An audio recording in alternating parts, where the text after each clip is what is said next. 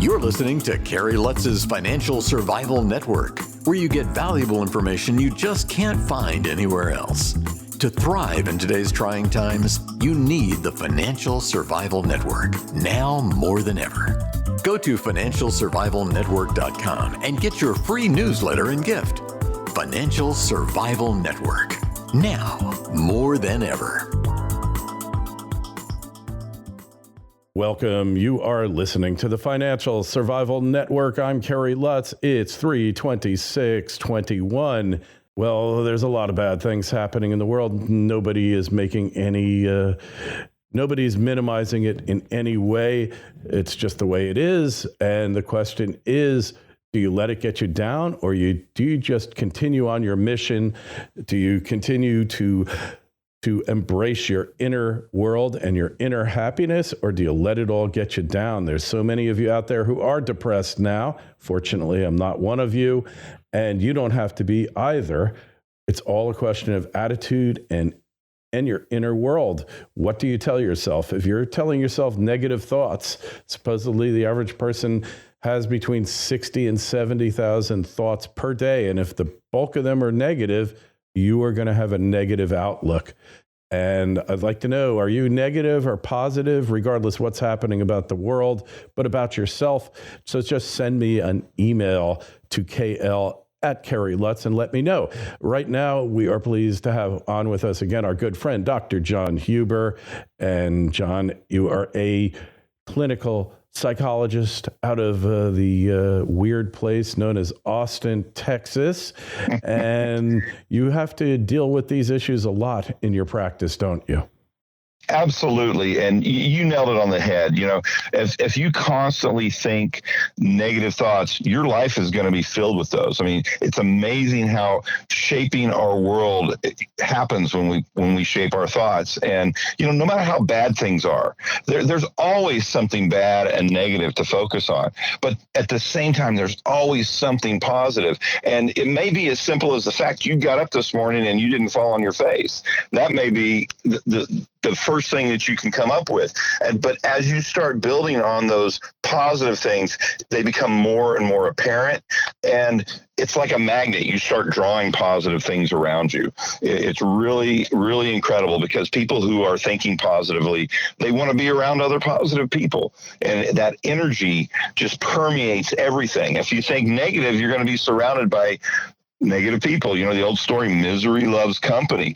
So quit being the company and create your positive thought cycle, and you will start drawing other positive people and things into your life. And, you know, it's not like, you know, it's magic. This is a process. It takes time, but man, I keep going back to, and I'm dating myself right now, to the film critics, Siskel and Ebert. And what I learned at a very young age is it's real easy to be negative. There's no work involved. There's no skill. There's no talent. And we see every reporter today focuses in on all the negative stuff. And it sells. So, you know, they do that. But I remember watching Siskel and Ebert, and for every movie they showed, you know, they would tell you what they don't like about the movie, but they made themselves vulnerable. And I think it's why they became so popular across the whole United States, not just in Chicago. They would tell you what they liked about the movie, even a bad movie. And that takes a lot of ego integrity. You have to be able to disregard what the masses say to you and realize that, you know, the only real thoughts that matter is how you perceive yourself. And it takes a lot of strength to do that. And I remember watching them, and they would even debate, you know, what was the best thing about the movie. And I loved that part of it, because you didn't get the positive things, the good things about movies. Do it today. Open up your local paper, your Chronicle, whatever, and look at the film critics reviews. And they're almost every one of them is negative, even if they give them 5 stars. Yeah, it's even if really, they like it. even if they like it. Absolutely. And what that does to me as a psychologist, it tells me that person is so negative conscious and so focused on negative. I don't want to be around that person, because I'm sure their whole day they find the negative in everything. You and I, we try to make things happen, whether it's through our show or through business. And you don't want to be around negative people. You're not going to sell things if there's negative people. You're not going to convince people that you are worth your salt if you're surrounded by negative people. Again, misery loves company, and we can identify who we are by our friends. And if you always associate with negative people, that's how the world's going to see you, whether you are or not. So you've got to change that framework and put that picture in a better frame that's going to be more beneficial to you, to your friends, to your people. And as I go through this startup with this company, it's crazy how the positive attitude, and all of a sudden my team, they're producing things. So I don't think we're going to do this for 6 weeks. And then, 3 days later, you were right. We were able to do it. And it motivates everybody. And our whole team now is so positive. It's almost saccharine sweet when we go to our board meetings and our investor meetings. And I'm getting accolades for that. Dude, you changed this team. You made everything, work smoothly. And even though they hit bumps, it's a challenge now. It's not a barrier, and it's great. And I totally believe on reframing and finding the positive, no matter how minimal it seems or unimportant it seems to you. Find the positive. You will start to find bigger and better and more important positive things in your life every single moment, and that will be reflected in your total life outcome. So it's so funny that you mentioned that the critic is always critical. That's his job or her job, and it doesn't really accomplish much. It just, like you said, is just a stream of negativity, and the critic is never capable of achieving what the person or product is. They couldn't do it on their own. Their purpose in life is just to tear things down. And exactly. And how many negative people do you have in your life that if you just got rid of them or minimize their role, it would change your attitude right there? Like, you want to do something. Imagine if Elon Musk listened to critics. He would he would be probably in a working as a mechanic. Not that there's anything wrong with that, but he wouldn't be running world-class companies achieving the impossible. Or Steve Jobs, going back to him. Now, he was a real bad critic, really somebody who wasn't always pleasant to work for, but in the end, he got people to produce more than they ever believed they could do themselves. And, absolutely. Yeah. So the negativity, oftentimes economic depressions, recessions, literally the mindset of the majority of the public shifts from positive to negative, and a depression is as much in the individual's mind as it is in the GDP, the economy. Absolutely, because the individual drives that GDP, and if they believe that everything's falling apart, they're going to stop spending, they're going to stop moving forward, they're going to stop doing vacations, and that's going to, whether it was going to happen or not before, it will happen now, because that mechanism where we spend our money turns our economy over. I mean, it makes it run, period. Yeah, for sure. Hey, so what about this concept of affirmations? I've been doing them now for about 6 months or so. I feel like the results have been profound. It's one of those things you can't prove that everything wouldn't have happened if you hadn't done them, because you have been doing them. Right. What is there any research into affirmations?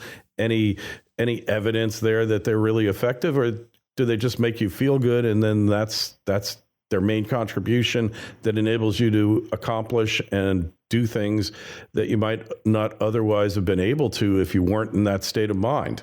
Well, Kerry, even if that's all they do is change your attitude, it's going to change how you produce and look at life. It is going to make an improvement. Now, we all like to poke fun. I mean, go back to Stuart Smalley on Saturday Night Live back in the day. I'm good enough, I'm smart enough, and doggone it, people like me, they're poking fun at something that actually has value. It gives hope.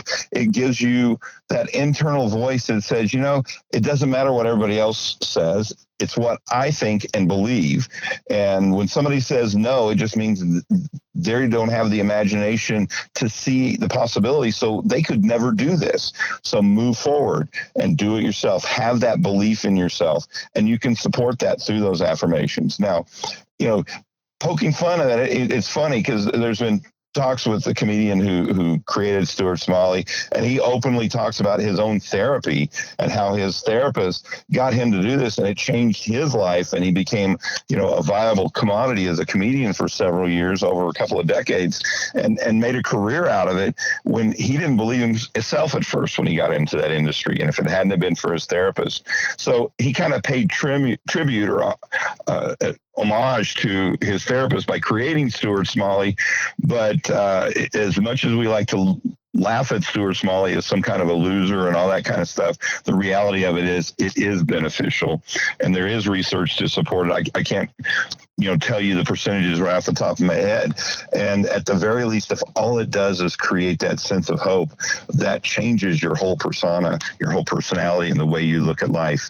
And it's amazing what you can accomplish when there's hope instead of the belief that there is no hope. And that's life-changing. And sometimes people get into funks, depressions, whatever, where they really can't shift the tide. They can't really turn the tide of negativity into positivity. Then they might need some additional help, medications, or whatever is available there.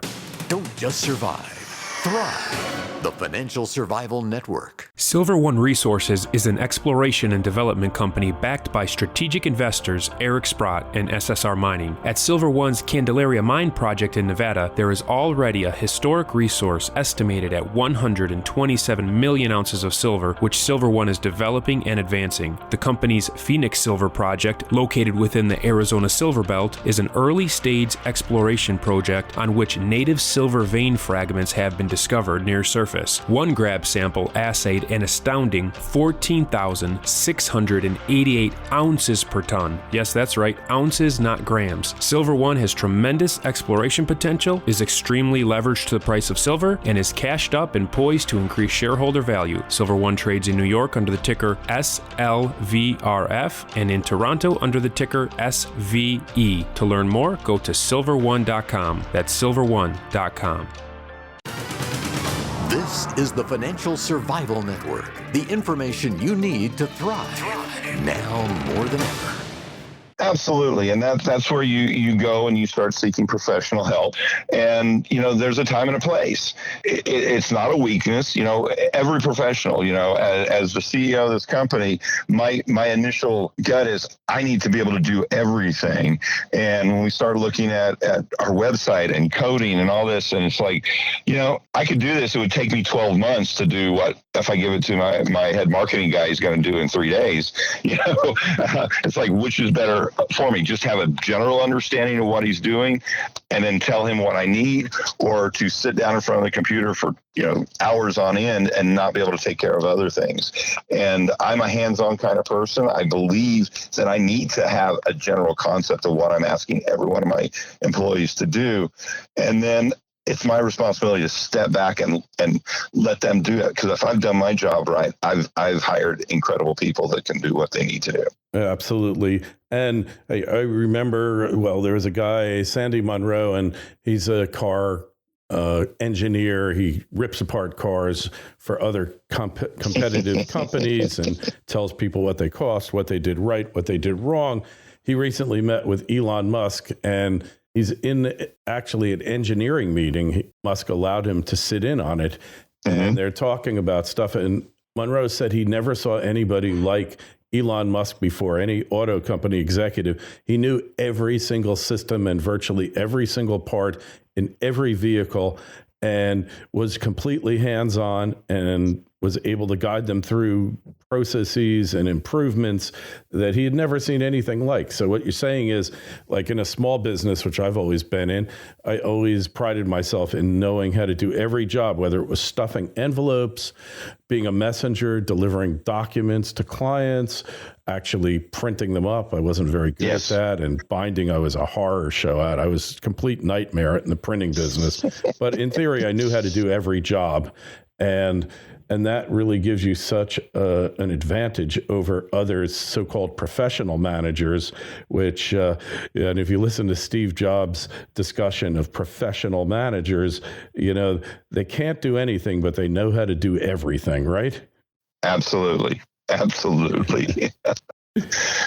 So really, if somebody is feeling down about the economy, their job, your job prospects, your future, what are three things they could do right now to turn it around? Well, first thing you got to remember is there's never a perfect time. There never is. The economy can be in the worst shape it's ever been.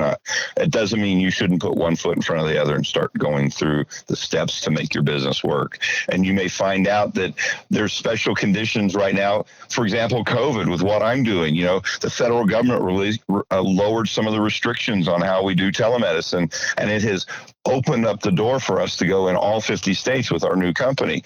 And it's, when I go and talk to regulatory people and politicians, it's like the American people are liking these releases on these restrictions. And instead of being around for another 3 to 5 years, the plan is they're probably just going to let them stay open because they feel like, hey, we can't put the toothpaste back in the tube. So this is an opportunity that even though we've shut everything down, over the past 12, 13 months, it's allowed me to build this company. And it's 99% virtual. And my investors are coming out of the woodwork. They think it's amazing. In fact, now they're telling me as I move forward, I need to go ahead and start thinking about a corporate headquarters and getting a brick and mortar.